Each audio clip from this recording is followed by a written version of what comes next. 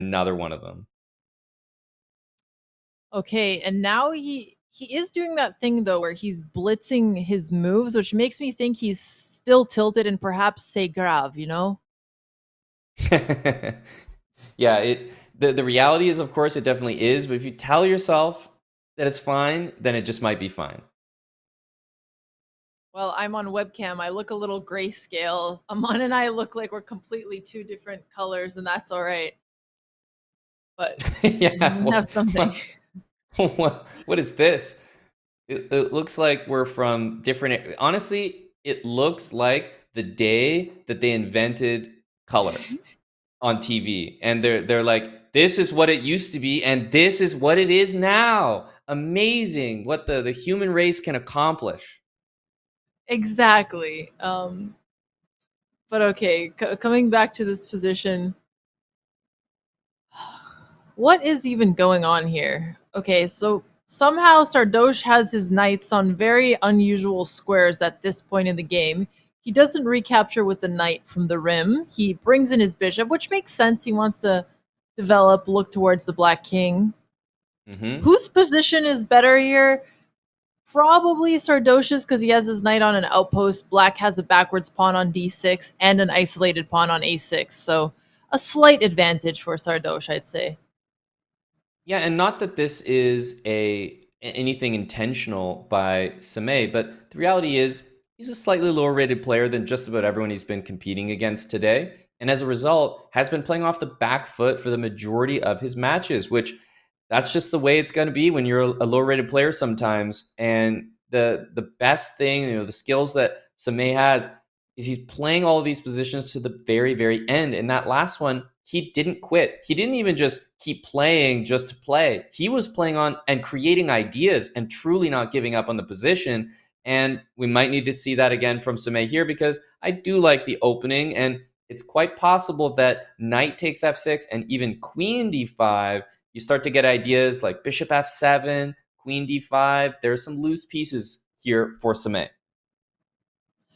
Yeah, for bishop e7 to have a question mark just shows you how cramped and hard this position is to play for black because it's such a natural move. You're just developing, you're preparing a castle, but pushing the queenside pawn so early, like he did, has created those weaknesses where his knight on c6 isn't defended anymore, his pawn on d6 isn't defended anymore. But Sardosh just goes for the castle, which is okay, but he did not take advantage of the mistake, and now it's not going to work anymore. Yeah, I think the reason we're still seeing this blue arrow is not, a groundbreaking tactic, but just something simple. You want to control that d5 square. You want to get your pieces there. If the bishop, for example, moves in, the knight could use c4, maybe knight c2 to e3 to fully back that up. And also, the knight is attacking the e pawn. And eventually, I am going to take it. Yeah, and do you think there's any adjustments Samai should make to his game that would give him, let's say, higher chances to at least draw, or do you think playing for a draw is playing for a loss?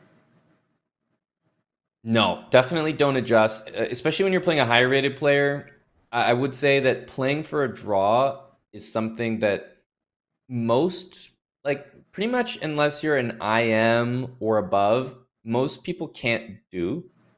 It's like a quite a difficult thing to do, playing for a draw. Like people might think, oh, you just trade pieces, but if you don't really truly understand what playing for a draw is and how to accomplish it, you're going to be doing all the wrong things. You're just going to be like making trades that are not good trades because you think that trades are what you have to do. Or you'll be trading queens because you think, oh, I'm not going to lose without my queen, but not all positions without the queens are survivable. So no, I think that's pretty much something I'd reserve for like pretty much the top of chess. And Hmm. then anyone else who's trying to play for a draw is honestly just kind of using that as a phrase that they'll just repeat without a clue of how to do it, if that makes sense. I think that is really good advice here. We've had rookie one from Sardosh, which doesn't do that much right now, although it defends the pawn on e4. Perhaps he could have defended the pawn in better ways, but honestly, I actually think it's solid, even if the computer didn't like it. Samai also activating his rook. Hmm. Sardosh pushes it not because it's under attack now, but so that he could develop his bishop and that his bishop isn't tied into the defense. Exactly. Yeah, and I think this knight activating is going to be the difference maker. Whether it's to e3 or bishop d5 and knight c4, the knight needs to join the game. Black has the more standard position, all the pieces kind of developing in normal looking squares, and the knight even jumping into a central square. I think Sardoche has the better position, but it's a position that you have to work a little harder to prove. Knight c2 here would be my choice. Trade that knight off and basically enjoy a position where you got a backwards pawn and white has a potential outside pass pawn on the queen side. And Samai doesn't have a choice here. He does have to trade knights because if knight takes d4, even if he protects it, he cannot have those two doubled pawns on the d file. So he Yeah. will take on c2, and then he has to decide where he wants to develop his bishop and at what point. He can play bishop e6, he could try bishop e7. Where do you think he should develop his bishop? Ooh, Two good he's options, but trading at this first. point, yeah, I don't see the benefit to doing it first. So I really like that Samay took, forced the bishop to move up, and now either bishop b7 or bishop e6 are perfectly good moves. If the pawn takes back, not only do you support the center, but you also open the f file, which I think is probably a good thing. Advantage Sardoche, but we're talking about a very, very small advantage. And I think it's completely disappeared, if I'm being honest, because I do not like pawn captures on d5. I would have wanted queen or rook to d1 or capture the bishop. And Samai sees it right away. He takes the bishop on d5. I think he did want to get rid of the tension in the center, so that makes sense. And now f5 is played. Finally, Hmm. Samai has some space and he's starting to use it. The rook on e3, which was supposed to help white create an attack, is now going to give Samai an extra tempo with f4. He could play rook h3, which blocks the f pawn from moving because of the queen h7 threat. Maybe the rook will get misplaced at some point, but for now it feels annoying to deal with. Yeah, this has definitely backfired. I'm feeling that Sardoche is maybe feeling the moment a little bit. He has to win. Those are the facts. He has to win. This is the final of Super Pogchamps, and if he doesn't win this game, we're not going to tie breaks. So Rookie 3 kind of feels like a ultra aggressive move, and you're calling Rook H3, but the reality is there's not a threat to be made if Samay just kind of sits there and doesn't react to this move. So it feels like an overly aggressive move that might pay off, but at the moment, it is handing the advantage over to Samay. I like queen d7 and just bringing the rooks to the open file for Samai. Once he kicks the queen off of the diagonal, then he might start being able to push his pawns as well. Hmm. Queen d3 does hit the a pawn and stays on this diagonal, but really, what should be occurring here is the pawns should be making their way onto light squares, bishop to f6 to hit the rook. So queen d3 for me walks right into e4. And then after queen d3, would you play bishop f6 or e4 right away, or do you think black has more development to do? I guess they have to first defend their pawn. Yeah, bishop f6, queen takes f5. Unfortunately, comes with a lot of checks right after, so it would have to be e4 first. But yeah, e4 looks really, really good.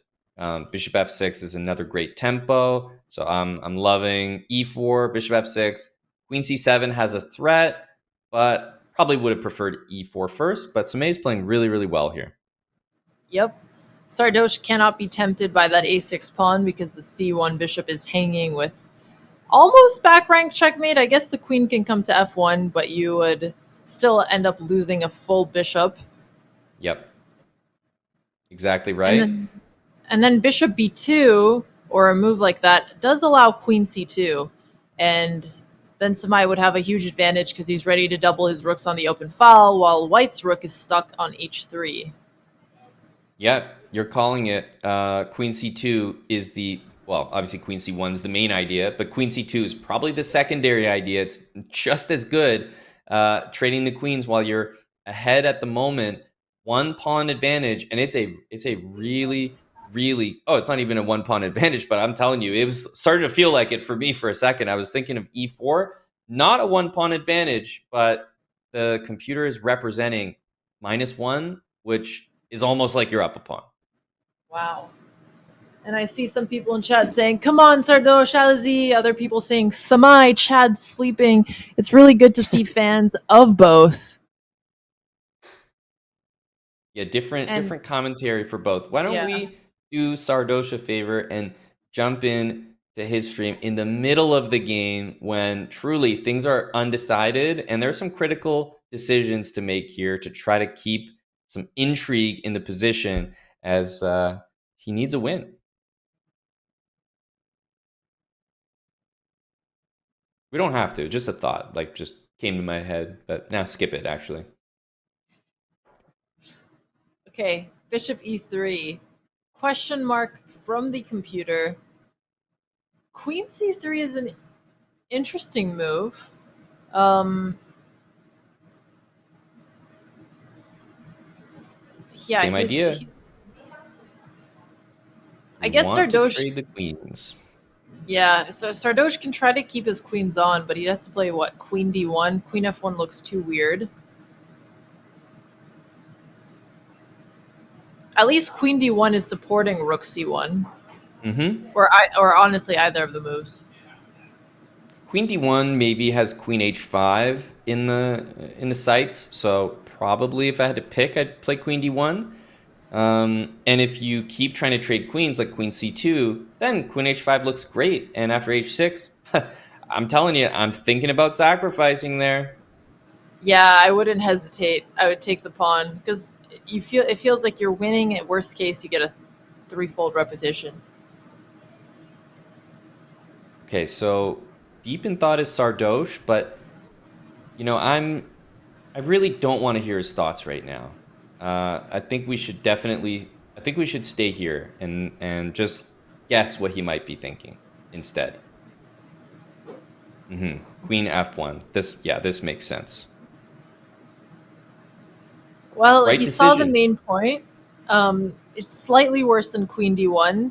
As you've been saying this entire time, you want to be finding moves that serve more than one purpose. The queen looking towards h5 was one of them, but it hmm accomplishes the most important purpose. So Yeah, acceptable. queen d1 was feeling a little bit better, like multi-purpose, but queen f1 does have one benefit, which is the rook can make it to a more centralized square on the next move. And let's not forget the nice benefit is the pawn is still attacked. So there are pluses and minuses for both. And queen b2, another good-looking move from Samay, who continues to play at a very high level and certainly one much higher than whatever lie 1752 is. Yeah. 1750. What would you guess Samai's actual rating is? Probably very competitive with some of the people here. If we're seeing 2000s, easily 1850, that goes without saying. It does feel like, Samai was the objectively, maybe weaker player than Andrea. Andrea was just over 2000, Sardosh kind of the same. So just a different style that I'd probably say could easily be at 2000, but is currently maybe just 1800 plus and rapidly improving. Yeah. And here he is making space for his rook. His rook could potentially come to a square like c2. The only thing with a move like that is it looks good. It doesn't do something right away, but it gives him space to double his rooks on the c file. Yep. And the time is starting to matter. It's 3 minutes, 20 seconds for Sardosh. Needs a win. You start to get desperate. That's just how things work. When you're looking at this position, you're seeing that the rook's attacked, so your queen can never do anything aggressive. A4 in order to try to fix that. Yeah. Can you play queen takes b3, bishop g5, and then queen b7? I think so. I definitely think that's possible. F4 has been played, which is a fine move. The bishop does not have great squares. Maybe at this point, though, I play bishop b6. I play a5. I lock that bishop into a safe square. And I desperately do not play this move Oh and hang the rook and no, hang the the rook! game. Oh If you have the no. Chess.com membership now, you could use the rook emote. It would be a good time. Wow, the blunder master strikes again. I think he does make his opponents blunder. It's going to be a straight resignation. He has to acknowledge Samay not only is going to win that rook, there's going to be a queen trade. And pouncing on the opponent's blunders, Samay Reina is your super Pog champion.